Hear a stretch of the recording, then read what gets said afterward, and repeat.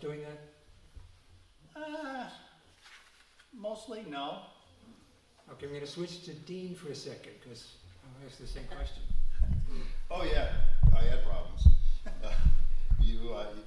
Lots of times you were told to, arch the neck of the cow back and kind of massage their neck. You know what I mean? To kind of have them warm up to you, I guess, and so forth like that. And then take the bolus applicator, which was 17 inches long, which had a tube in it, and the pills were probably about 3 inches long by about 1 inch wide, and they would go into the applicator, and there was 3 round,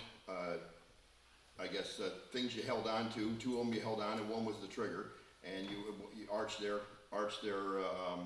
neck like Fuzzy was saying, and stick your arm down in, and you do the applicator. Well, I stuck my arm down in too far sometimes, and got my arm bit several times. So yeah, they'll warm up to you until you start invading their space too much. Dean, your family's farm was one of Copake's oldest ones, wasn't it? Yeah, it was. My great-great-grandfather bought the farm in the early to mid 1800s, and bought it from a person that came over from Holland and bought the land from them. And when the land was originally bought, when the person from Holland originally bought it, there was 550 acres. When my great-grandfather bought it, it was 282 acres at the time. And then when my parents ended up farming it, it was started at 216 acres, and then it went down from there. The family kept selling off land on Center Hill.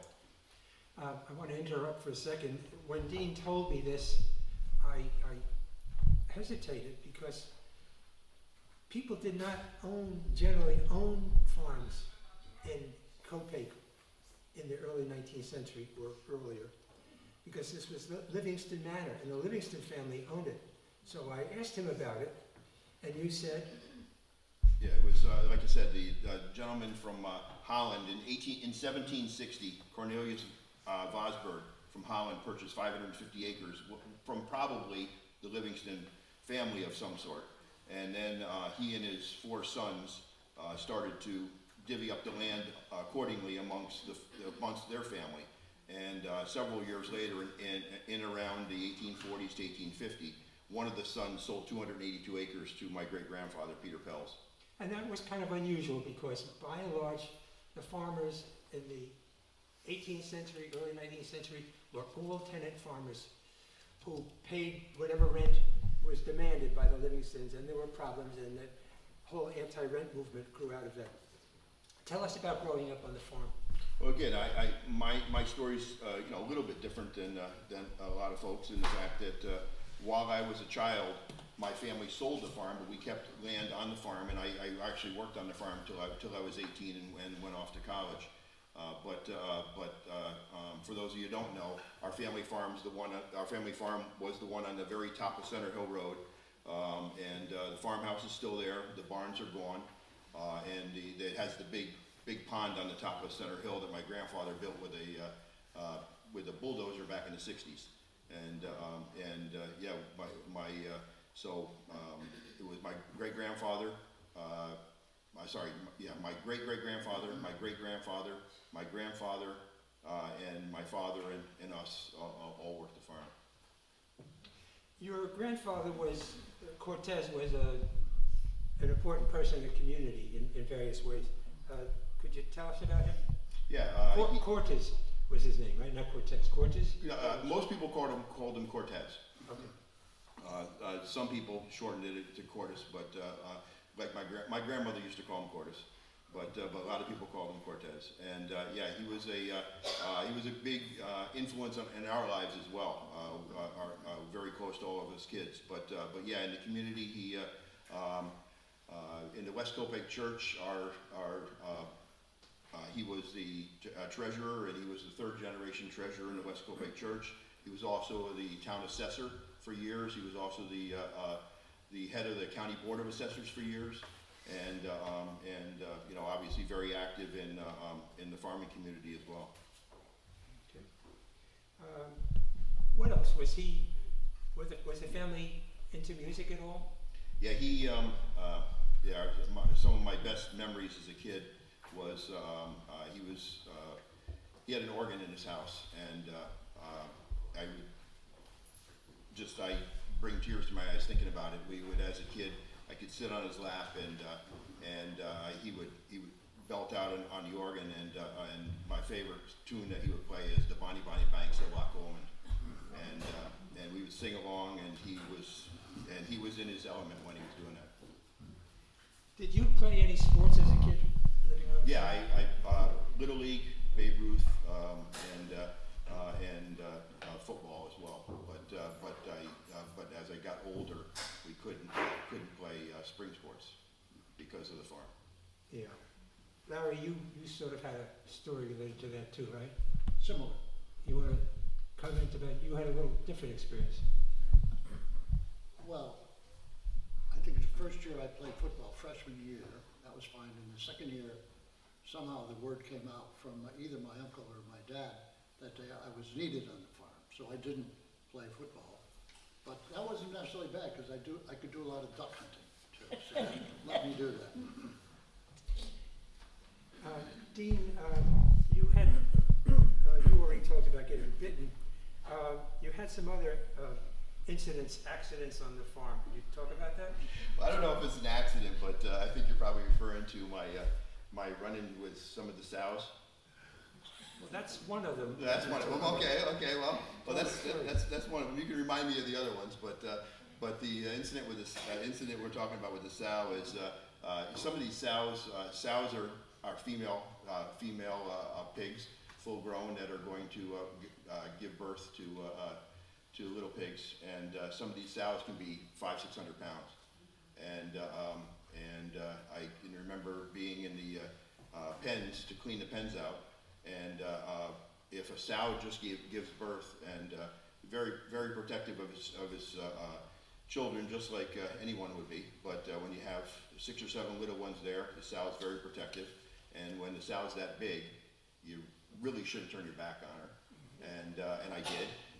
On more than one occasion, and very protective, and so I'm cleaning up the pen one time. Actually, it happened more than once, but I cleaned up the pen one time, and the sow immediately started bolting towards me, got me in the corner of the pen. So reaction, I don't know why, I jumped up, and here I'm riding the sow backwards. Okay, so because, you know, so I'm facing that way, the sow's facing this way, and I'm saddled on the sow, and the sow starts bucking and going around. So I jumped over the fence and got out of there. Wasn't there also an incident with a cow's tail? That's you don't want to when you're either brushing the cow down or trying to get prepared to milk the cow. If the cow happens to have a hard caked manure on its tail, okay. I've had more than once had the cow whip the tail and hit me in the face, and one time it even got to the point where some of my face started to bleed because it was so hard. And then I had 2 other times where I got kicked by cows and put right out into the center of the barn floor. Okay. Any other unusual encounters or experiences? Besides, Well, not with animals, but with the silos. I remember telling you about when you get up into a silo, especially during the hot summer. You could get up there to the silo and go to pitch silage down and get up there and find that actually a little sterno fire is going on inside the silo. And of course if somebody didn't take action there, that could overcome you and knock you right out. But so you pretty much had to put out all the sterno fires, before you could start pitching the silage down the silo. So that was a little scary at times. Your family were very hospitable to people that, or at least some family that came uninvited. You want to talk about that? My siblings are going to be blown away by this, but yes, we used to have this family that used to show up every once in a while, the Todworth family, and just kind of take up residence at our house. And you know, and there was a friend of my dad's, and they would show up uninvited, unannounced, and with several kids, and just like to take up residence at our family farm. So that was a funny thing when you look back at it now, but it wasn't so funny back then. There was a problem with milk prices not going up while other prices were. Can you talk about that? How did it affect your family? Well, again, I said back in the late '60s, early '70s, there was a lot of fluctuation with milk prices, and as a result, a lot of costs started going up, and because of that, the cost of doing business went up, but not the return on the milk, and as a result, that very much led to my parents making the decision at that time to sell the farm. So even though, like I said, my family actually sold the farm to Leo Kaplan, and it officially took place in '71, we kept 36 acres and built a house overlooking the farm, just literally behind the farm, overlooking the farm, and kept 36 acres there and built a house overlooking the farm. And then I still worked for the new owners, like I said, until I was 18. When did your family first get a TV? Changing subjects for a moment. It would have been, you guys know better than I do, but that probably would have been about mid-'60s, early '60s. Yeah, and when we had the TV on the farm, we used to be able to come back,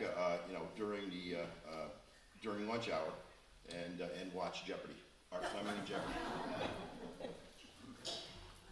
Okay. Your father finally sold the farm. Well, you talked a little bit about that. Did Kaplan eventually sell the farm? Yeah, Leo Kaplan. He was a cattle dealer, right? Yeah, exactly. Yeah. Leo Kaplan from Great Barrington bought the farm from us, and then he brought in Fred and Donna Behringer, as some of you may know, to run the farm. And my dad worked alongside and was kind of a mentor to Fred for a while there, and in the beginning. And then Fred took it over and ended up buying it out from Leo Kaplan. And then Fred ended up selling the farm himself and bought the farm down on Route 22 South. And even when he moved down there, I followed him down there and kept working with him down there. I've heard it said that farm families tend to be particularly well bonded because you're working together. Exactly. I mean, some of the farms, like the Langdon farm, for instance, right here in town, of course, and, we got to, walk around and be a part of the community and so forth like that. When we're up on Center Hill, obviously we're kind of isolated from everyone up there. So whether it was there or the time when we bought the land, behind the farm, either way, our best playmates were our brothers and sisters, and so we really built a family bond then that you probably wouldn't have had if we lived right downtown Copake and we had all of our own friends and a lot of other activities to do. So we would make up games and build that family relationship, and of course that's helped to this day because we're still 5 siblings who are inseparable. Thank you, Dean. Judy, tell us about this farm that we're all looking at right now. Well, excuse